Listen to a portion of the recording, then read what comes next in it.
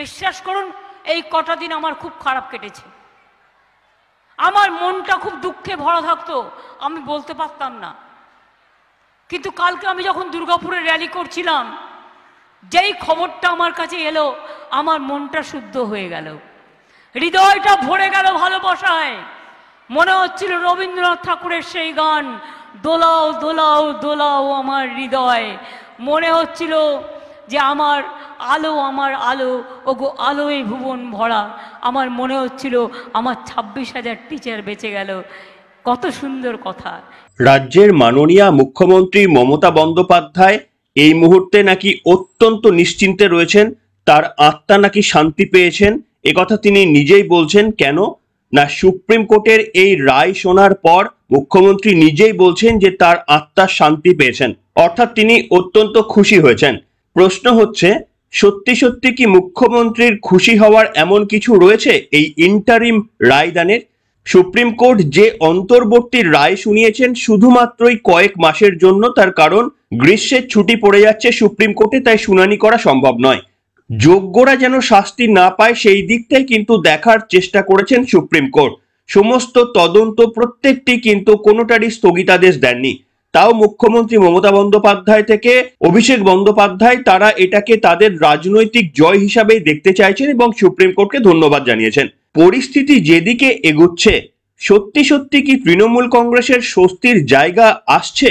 এখনো পর্যন্ত 3টি ফেজের নির্বাচন হয়ে গিয়েছে।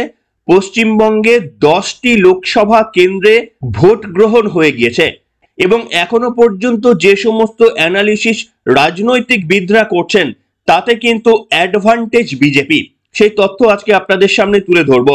বিরোধী দলনেতা শুভেন্দু অধিকারী বলছেন যে 2026 নয় 2024-এই বিধানসভার নির্বাচন করিয়ে দেবেন তিনি, যদি সঠিক সংখ্যক নাম্বার লোকসভার নির্বাচনে বিজেপি পেতে পারে। কেন বলছেন এই কথা বিরোধী দলনেতা? এই কথার মধ্যে কি সত্যি সত্যি কোনো যুক্তি রয়েছে, নাকি এটা একেবারেই একটা রাজনৈতিক বক্তব্য মানুষকে প্রভাবিত করার জন্য?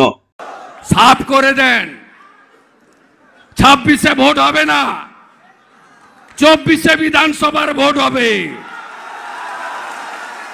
ওর পিসি আর ভাইপো এই দুজনকে কি করি আপনি শুধু দেখুন। কদিন আগে পুরুলিয়ার পাড়ায় বলছিল, আমাকেই বলেছে, নাম ধরতে তো ভয় পায়, বলে বিরোধী দল পিসি ভাইপো বলে নাম বলে না, ভয়ে, নাম বললে দেখে নেব। নাম বলে গেলাম, পিসির নাম মমতা ব্যানার্জি, ভাইপোর নাম অভিষেক ব্যানার্জি। কি করার আছে করে নেন, আমি আপনাকে হারিয়েছি নন্দীগ্রামে। আসলে বিরোধী দলনেতা যে কথা বলছেন তার মধ্যে কিছুটা হলেও ভিত্তি রয়েছে। এই কারণে এখনো পর্যন্ত এই 10টি লোকসভা কেন্দ্রে পশ্চিমবঙ্গে যে নির্বাচন হয়ে গিয়েছে তাতে করে 80% সিটে বিজেপির জয়ের সম্ভাবনা তৈরি হয়েছে এবং এই সম্ভাবনা শুধুমাত্রই তৈরি হয়েছে নির্বাচন কমিশনের দক্ষতায়। তারা যেভাবে অশান্তিবিহীন নির্বাচন করতে সমর্থ হচ্ছে কেন্দ্রীয় বাহিনীদের দ্বারা, যেভাবে প্রত্যেকটি সাধারণ মানুষ নিজেদের ভোট দিতে পারছেন, ভোট লুণ্ঠনের ছবি পশ্চিমবঙ্গবাসী দেখছে না। এবং এর পারিপার্শ্বিক অনেক হিসাব করে এখনো পর্যন্ত মোটামুটি গেস করা যাচ্ছে 80% সিটে বিজেপি জিততে চলেছে এই রাজ্যে। আর এটা যদি সত্যি হয় তাহলে শুভেন্দু অধিকারীর কথা যদি মিলে যায়, 2026 নয় তার আগেই বিধানসভা নির্বাচন হবে, সেটাও কি অবাক হওয়ার কিছু রয়েছে? আজকের পর্বেই সেই তথ্য তুলে ধরবো আপনাদের সামনে। নমস্কার, welcome to simple as ABC. আপনাদের সকলকে স্বাগত জানিয়ে শুরু করছি আজকের বিশেষ খবর। আপনারা জানেন গতকাল 3য় দফার ভোট হয়েছে এবং এখনো পর্যন্ত মালদাহ মুর্শিদাবাদী সবথেকে বেশি অশান্তিপ্রবণ এলাকা ছিল। সেইখানে পর্যন্ত একেবারেই ছোট ঘটনা ছাড়া ভোট বা নির্বাচন শান্তিপূর্ণভাবে পুরোটা সম্পন্ন হয়েছে, সৌজন্যে কেন্দ্রীয় নির্বাচন কমিশন এবং কেন্দ্রীয় ফোর্স। আর গতকাল নির্বাচন মিটে যাওয়ার পরেই বিজেপির কেন্দ্রীয় মুখপাত্র অমিত মালবিয়া উচ্ছ্বাসিত হয়ে টুইট করলেন। তিনি লিখছেন, good news coming in after phase 3 in West Bengal, BJP all set to retain Malda Uttar and has a distinct edge in Malda Dakshin, which saw a three-corner contest. BJP had lost out Dakshin in 2019 by 8,000 odd votes. TMC may finished third. So far 8 out of 10 for BJP. অর্থাৎ তিনি বলতে চাইছেন যে গতকাল মালদহ উত্তর এবং দক্ষিণের যে নির্বাচন হয়েছে তাতে বিজেপির জয়ের সম্ভাবনা তৈরি হয়েছে। মালদহ দক্ষিণে একেবারেই ক্লোজ কন্টেস্ট হবে তিনটি দলের মধ্যে। 2019 সালে বিজেপি সেখান থেকে 8,000 ভোটে হেরেছিল, ক্লোজ হেরেছিল, কিন্তু এবারে বিজেপি সেখান থেকে ক্লোজ কন্টেস্টে জিতবে তিনটে দলের মধ্যে বলে অমিত মালবীয় বলছেন, এবং তৃণমূল সেখানে তৃতীয় পজিশনে নেমে যেতে পারে, অর্থাৎ বাম কংগ্রেসের জোট দ্বিতীয় পজিশনে উঠে আসতে পারে। এবং লাস্ট লাইনে তিনি বলছেন এখনো পর্যন্ত যে 10টি নির্বাচন হয়ে গিয়েছে তার মধ্যে পশ্চিমবঙ্গে বিজেপি 8টি লোকসভায় জয়ের সম্ভাবনা তৈরি হয়েছে বলে জানিয়েছেন অমিত মালবিয়া। অর্থাৎ প্রথম ফেজের যে ভোট হয়েছে কোচবিহার, আলিপুরদুয়ার, জঙ্গিপুর, দ্বিতীয় ফেজে ভোট হয়েছে দার্জিলিং, রায়গঞ্জ, বালুরঘাট, এবং তৃতীয় ফেজে যে ভোট হয়েছে মালদহ উত্তর, মালদহ দক্ষিণ, মুর্শিদাবাদ এবং জঙ্গিপুর। এই 10টির মধ্যে মুর্শিদাবাদ এবং জঙ্গিপুর ছাড়া বাকি 8টিতে বিজেপির জয়ের সম্ভাবনা তৈরি হয়েছে বলে সুখবর শোনাচ্ছেন অমিত মালবিয়া। তার এই মন্তব্য মেলে কিনা নিশ্চিতভাবে নির্বাচনের ফল প্রকাশের পর বোঝা যাবে। তবে এটা যদি সত্যি হয়ে থাকে তাহলে এবারের নির্বাচনে তৃণমূল কংগ্রেসের মাথা ব্যথার কারণ যথেষ্টই রয়েছে, এবং সেই বক্তব্য মুখ্যমন্ত্রীকেও বিভিন্ন মঞ্চের ওপর থেকে করতে দেখা গিয়েছে। নির্বাচন কমিশনকে থ্যাংক ইউ দেওয়ার বদলে নির্বাচন কমিশনকে মুখ্যমন্ত্রী আক্রমণ করে বলেছিলেন যে রাজ্য পুলিশকে অ্যালাউ করা হচ্ছে না কেন। এবং আপনাদের দেখাবো আনন্দবাজার পত্রিকাও সেই খবর ছেপেছে, ভোট মানেই অশান্তির রেওয়াজ ভাঙছে বাংলা, প্রথম 3 দফায় প্রশংসায় পঞ্চমুখ নির্বাচন কমিশন। নির্বাচন কমিশন প্রশংসায় পঞ্চমুখ, কিন্তু মমতা বন্দ্যোপাধ্যায় প্রত্যেক দিন নিয়ম করে মঞ্চের উপর থেকে নির্বাচন কমিশনের উপর তোপ দাগছেন। আর অমিত মালবিয়ার যদি এই তথ্য মিলে যায় তাহলে নিশ্চিতভাবে পশ্চিমবঙ্গবাসীকে 2026 সাল পর্যন্ত বিধানসভা নির্বাচনের জন্য কি অপেক্ষা করতে হবে? বিরোধী দলনেতা শুভেন্দু অধিকারীর কথা মিলে যাওয়ার কি একটা সম্ভাবনা তৈরি হচ্ছে? আপনারাই লিখে জানান আজকের পর্বে। রাজ্যের পর এবার আসি আপনাদের দেশের খবরে। তার কারণ বিরোধী দলনেতার এই বক্তব্য একেবারে মিথ্যা হয়ে যাবে যদি প্রধানমন্ত্রী হিসাবে তৃতীয়বারের জন্য শপথ নিতে না পারেন নরেন্দ্র মোদী। এবং গতদিনে একটি বিরল ঘটনা ঘটেছে। আপনারা জানেন প্রধানমন্ত্রী নরেন্দ্র মোদীকে ক্রমাগত কংগ্রেসের তরফ থেকে বিশেষ করে রাহুল গান্ধী সকাল সন্ধ্যা আক্রমণ করেন আদানি আম্বানি এই বলে। মুখ্যমন্ত্রী মমতা বন্দ্যোপাধ্যায়ও একই সুরে সুর মেলান। কিন্তু একটি জিনিস আপনারা লক্ষ্য করবেন, নির্বাচন ঘোষণা হওয়ার পর থেকেই রাহুল গান্ধী বিভিন্ন ইস্যুতে কথা বলছেন। আদানি আম্বানি নিয়ে তিনি আর একটি শব্দ অপচয় করছেন না। প্রধানমন্ত্রী নরেন্দ্র মোদী এটি লক্ষ্য করেছিলেন এবং গত দিনে একটি মঞ্চ থেকে নির্বাচনী প্রচার থেকে তিনি প্রশ্ন করেছিলেন যে কি এমন ঘটলো, কংগ্রেসের শাহজাদা এখন আর আদানি আম্বানি নিয়ে আমাকে আক্রমণ করছে না, তাহলে কি আদানি আম্বানির কালো টাকা টেম্পো করে তাদের বাড়িতে পৌঁছে দেওয়া হয়েছে? এই প্রশ্ন তুলেছেন ভারতের প্রধানমন্ত্রী নরেন্দ্র মোদী। কি বলেছিলেন তিনি শোনাই আপনাদের। आपने देखा होगा ये कांग्रेस के शहजादे पिछले 5 साल से सुबह उठते ही माला जपना शुरू करते थे।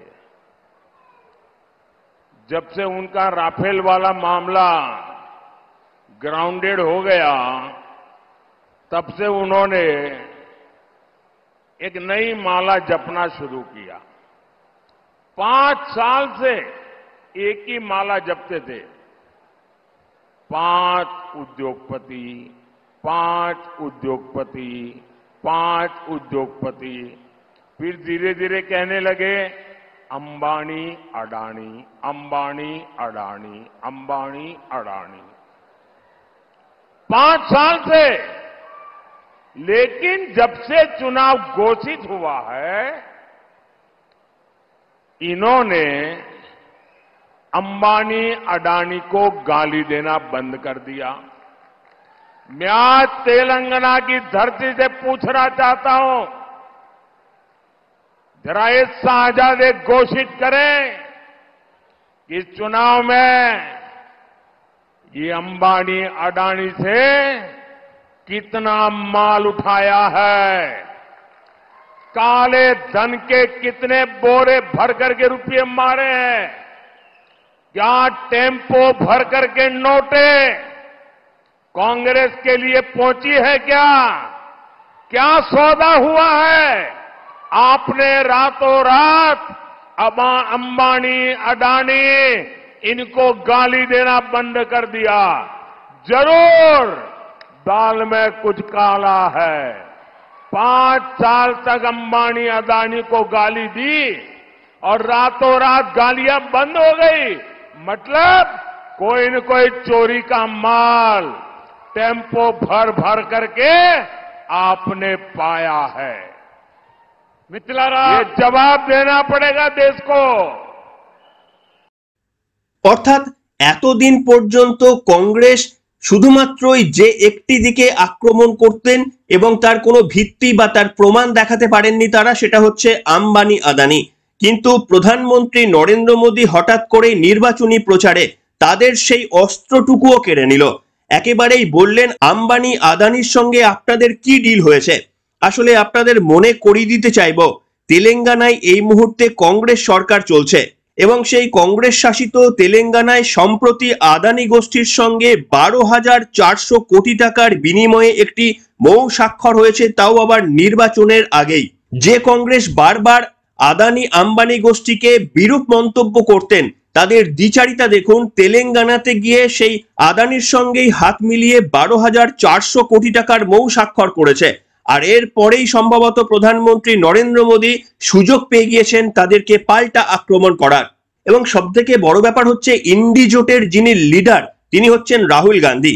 সেই রাহুল গান্ধী আপনাদের বলেছিলাম একটি পর্বে যে তিনি একটার পর একটা নির্বাচনী কেন্দ্র থেকে সরে যাচ্ছেন। কোন কেন্দ্র থেকে তিনি ভোটে লড়বেন এটা তিনি ডিসাইড করতে পারছেন না হারের ভয়ে। এতদিন পর্যন্ত তিনি ওয়ানাড এবং আমেঠিতে লড়তেন, কিন্তু সেই আমেঠিতে স্মৃতি ইরানির কাছে গতবারে হেরে যাওয়ার পর এবারে আর তিনি সাহস পাচ্ছেন না আমেঠি থেকে। তিনি চলে যাচ্ছেন উত্তরপ্রদেশের রায়বেরেলি থেকে দাঁড়ানোর জন্য, যে রায়বেরেলি থেকে ইন্দিরা গান্ধী 3 বার এবং সোনিয়া গান্ধী 5 বার জিতে সাংসদ হয়েছিলেন।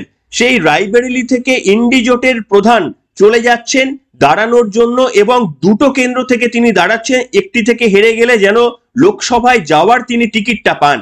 আর এটা নিয়েই একেবারেই কটাক্ষ করেছেন স্বরাষ্ট্রমন্ত্রী, বলেছেন আপনাকে আমেঠির পর রায়বেরেলি, এবার রায়বেরেলির পর আপনি ইটালি চলে যান। কি বলেছিলেন অমিত শাহ শোনাই আপনাদের। भाइयों बहनों, और राहुल बाबा की स्थिति ये है कि राहुल बाबा अमेठी से वायनाड गए, वायनाड से रायबरेली गए। मैं बताता हूं राहुल बाबा, रायबरेली में भी आप हारने वालों हो। आपके लिए अब एक ही जगह है, रायबरेली से सीधा इटाली जाकर स्थिर हो जाओ, एक ही जगह बाकी रही है। এবং আপনারা কতটা জানেন আমি জানি না, গতদিনে আরো একটি ঘটনা ঘটেছে। কংগ্রেসের ওভারসিজ যে চেয়ারম্যান শ্যাম পিত্রোদা, তিনি মোটামুটি কংগ্রেসকে অ্যাডভাইজারি দেন, তার কথাতেই কংগ্রেস পরিচালিত হয়। সেই শ্যাম পিত্রোদা গতদিনে একটি রেসিজম বক্তব্য রেখেছেন, যেটা একেবারেই গণতন্ত্র বিরোধী। নির্বাচনের মধ্যে কংগ্রেসকে একেবারেই অস্বস্তির মধ্যে ফেলে দিয়েছে। সেই বক্তব্যটা আপনাদের শোনাতে পারবো না, তার কারণ আমার এই মুহূর্তে দুটো স্ট্রাইক রয়েছে, তাই আমি রিস্ক নিতে পারছি না। আপনাদের সামনে শুধু বলছি তিনি কি বলেছেন। তিনি বলেছেন যে দক্ষিণ ভারতের মানুষের সঙ্গে আফ্রিকার জনগোষ্ঠীর মিল রয়েছে, পশ্চিম ভারতীয়দের সঙ্গে সাদৃশ্য রয়েছে আরবীয়দের, এবং পূর্ব ভারতের মানুষের চেহারার সঙ্গে মিল রয়েছে নাকি চীনাদের। একেবারেই রেসিজমের বক্তব্য করেছেন, যেটা কোথাও করা যায় না, এমনকি গোটা বিশ্বে করা যায় না। সেটা কংগ্রেসকে নির্বাচনের মধ্যে মারাত্মক অস্বস্তিতে ফেলে দিয়েছে। ভারতের প্রধানমন্ত্রী নরেন্দ্র মোদী একেবারেই পরিষ্কারভাবে বলেছেন যে আমি প্রচন্ড রেগে গেছি। কি বলেছিলেন ভারতের প্রধানমন্ত্রী শোনাই আপনাদের। ये शहजादे, मैं बहुत गुस्से में हूं आज दोस्तों। मुझे कोई गाली दे, मुझे गुस्सा नहीं आता है। मैं सहन कर लेता हूं, लेकिन आज शहजादे के फिलोसोफर ने इतनी बड़ी गाली दी है जिसने में गुस्सा भर दिया है। कोई मुझे बताइए, क्या मेरे देश में चमड़ी के रंग के आधार पर लोगों की योग्यता तय हो जी? क्या चमड़ी के रंग का खेल शहजादे को किसने इजाजत दी है? संविधान सर पे लेकर के नाचने वाले लोग चमड़ी के रंग के आधार पर मेरे देशवासियों का अपमान कर रहे हैं। মিত্রলারা শুনলেন বন্ধুরা, এই মুহূর্তে নিজেদের পায়ের কুড়ুল কংগ্রেস নিজেরাই মারছে। তবে শেষ করব রাজ্যের তথ্য দিয়ে, সেটা হচ্ছে আপনারা কেউ কি ভাবতে পেরেছিলেন 2019 সালে সেই সময় কিন্তু সন্দেশখালীর ঘটনা ঘটেনি? সেই সময় পার্থ চট্টোপাধ্যায়, মানিক ভট্টাচার্য সহ এত নেতা মন্ত্রিত্বরা জেলে যাননি, 26,000 চাকরি বাতিল হয়নি, শুভেন্দু অধিকারী তৃণমূল কংগ্রেস ছেড়ে বিজেপিতে যোগদান করেননি, কিংবা মুখ্যমন্ত্রীর মন্ত্রিসভাকে নিয়ে এইভাবে লজ্জায় পড়তে হয়নি। এত কিছু ঘটনা না ঘটা সত্ত্বেও যদি 2019 সালে লোকসভা নির্বাচনের পর বিজেপি 18টি আসন পেতে পারে, তাহলে এবারে যখন নির্বিঘ্নে নির্বাচন হচ্ছে রাজ্য জুড়ে কেন্দ্রীয় বাহিনীর সহায়তায়, এবং তারপরে এই এত ইস্যু রয়েছে পশ্চিমবঙ্গের মানুষের মধ্যে, তারপরেও কি মনে হয় তখন কি এটা আন্দাজ করা খুব একটা শক্ত যে বিজেপি 2019 সালে এত প্রতিবন্ধকতা থাকা সত্ত্বেও 18টি লোকসভা আসনে যদি জয়লাভ করতে পারে, তাহলে এবারে স্রোতের অনুকূলে গিয়ে বিজেপি কি তার থেকে বেশি আসন আনতে পারবে না? কি বলছেন আপনারা? আপনাদের মন্তব্য লিখে জানান। যদিও অতীতের পর্বে আপনারা আপনাদের মূল্যবান মন্তব্য এই প্রসঙ্গে লিখেছিলেন, তাও আজকের পর্বে চাইলে লিখে জানাতে পারেন। এখনকার মতো এখানে শেষ করলাম।